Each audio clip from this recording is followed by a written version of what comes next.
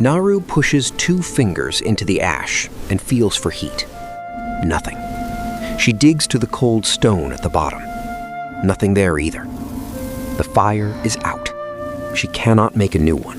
And for 600,000 years, almost nobody could. What fixes it? A yellow mineral carried in from elsewhere, a hand axe used as a lighter, and a man frozen in the Alps with coals in his bag. Start with what she has actually lost. Her group left 3 days ago to follow the herd north. She stayed behind with an old woman and a child, and the hearth was her job. Warmth is the obvious answer, and the smallest part of it.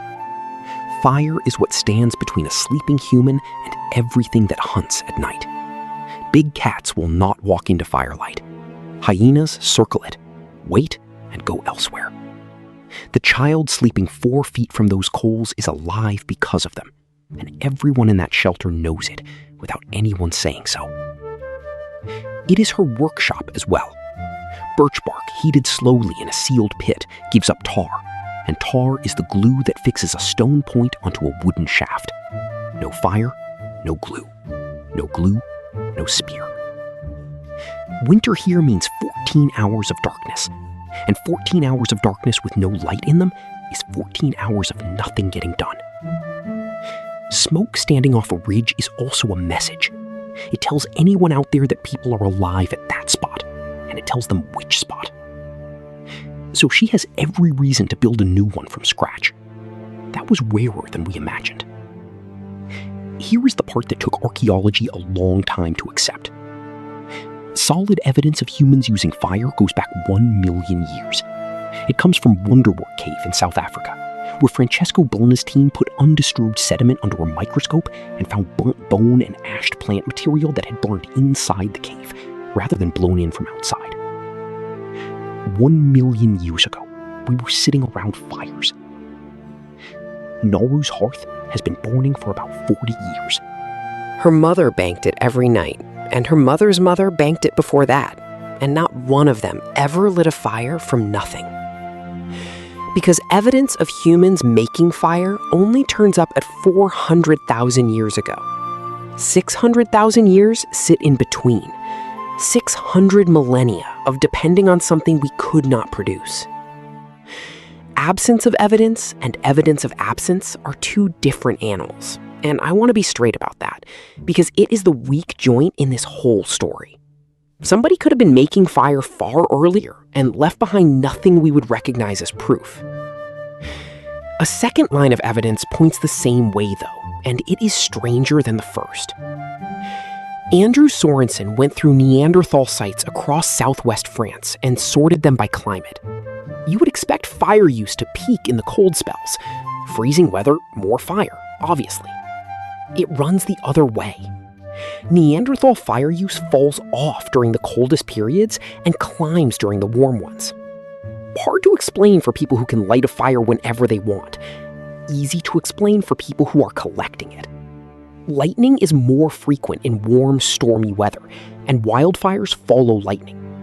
If your fire ultimately comes out of the sky, then a long, cold winter is not a reason to build a bigger fire. It is a reason to have no fire at all. Naru's people have lost fires before, and always in winter. Nobody ever thought that was strange. There is a cave outside Tel Aviv called Qesem, and inside it sits the oldest hearth anyone has identified. 300,000 years old. It covers around 4 square meters, 43 square feet, the floor of a small bathroom. That is enormous for a campfire. Ruth Shahak Gross studied the deposit using infrared spectroscopy, and what she found changes what you are looking at. The ash came down in stages. Layer over layer over layer, each one a separate burning, stacked inside the same footprint, mixed through with bone and soil, cooked to very high temperatures. Nobody laid that down in a season or in a lifetime. Generations walked into that cave, found the black circle their grandparents had used, and set their fire in exactly the same place. That is not a campfire. That is an address. Naru's hearth is the same idea at a smaller scale. and she has just let it die. She knows the method, in theory. You cut a shallow notch into a flat board of soft, dead wood. You set the tip of a straight spindle into the notch and spin it between your palms while pressing down. And if the speed and the pressure hold together, friction grinds hot black dust into the notch until it catches its own heat. Twice in her life, she has watched somebody do this. Her palms slide. She presses harder and works down the spindle towards her wrists, has to lift off and start again at the top, and the rhythm dies every single time she resets. Smoke comes off the board, thin and promising, and smoke on its own does nothing at all. That board has been sitting in a damp shelter for 3 days. She stops. The skin inside her right hand has come away in a strip. There is a heap of warm black powder in the notch, and it is cooling while she looks at it. This is the ordinary, unglamorous reason people treated fire as property rather than as a technique. It is expensive, it fails on wet mornings, and hands are only hands. Then she picks up her hand axe and starts walking. In December last year, a team from the British Museum published something in Nature that moved this entire timeline, and I think it is the best piece of archaeology in years that almost nobody outside the field noticed. A field in Suffolk, in eastern England, called Barnham. Rob Davis and Nick Ashton spent 4 years running geochemistry on it before they were willing to say what they had. The difficulty with fire this old is always the same: proving a human did it. A wildfire leaves burnt ground, too. Everything at Barnham had to rule that out first. A patch of clay in the ground had been heated past 700 degrees Celsius, 1,300 Fahrenheit. Around it, hand axes shattered by heat. The magnetic signature in the sediment showed fires built on that exact spot again and again, which no wildfire does. And in the soil, 2 small fragments of iron pyrite. Pyrite is the mineral you strike against flint to throw sparks. It also does not occur naturally at Barnham. Somebody knew what it was, knew where to get hold of it, and carried it in on purpose. 400,000 years old.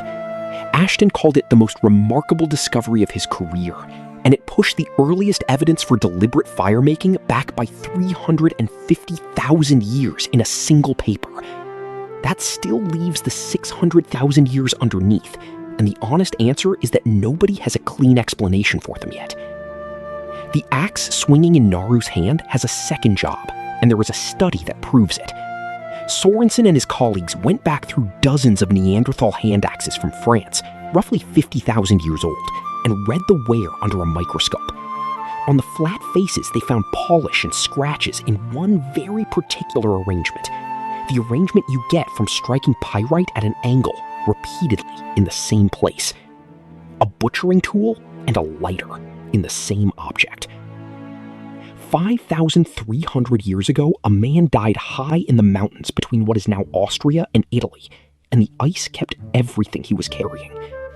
Ötzi had a copper axe, flint, prepared tinder fungus in his pouch, scraped down and ready to take a spark. He could make fire on demand, and that much is settled. He was carrying fire as well. Among his belongings were 2 containers made of birch bark, each about 15 to 18 centimeters across, 6 or 7 inches, stitched together with lime bast. The inside of one of them is blackened. Researchers found charcoal in it, and wrapped around the charcoal, freshly picked Norway maple leaves. Naru has nothing on her that would hold a live coal for a walk that long. She will have to solve that part before she gets home. Green leaves, live coals. He had bundled embers into damp foliage so they would smolder slowly without burning through. And in that state, they hold for hours and come back to flame in seconds. Pollen and the freshness of those leaves are also how botanists worked out he died in early summer. A man's last journey, dated by the packaging around his fire. A man with everything he needed to start a fire from nothing still chose to carry yesterday's fire up a mountain. Making fire costs time and skin. Carrying it costs almost nothing. Naru would have understood him in about a second. She walks until the light goes, out past the tree line on the far ridge, a thin gray column is standing straight up in the still air. Those people are strangers. She will trade something for a single coal, carry it home in whatever will hold it, and she will not put it down again. We did not learn to make fire because we were clever. We learned because we kept losing it. And once the fire finally stayed lit, the question stopped being how to hold onto it and became what to put on it. The oldest cooked meal anyone has ever found is 780,000 years old, and there is almost nothing left of it.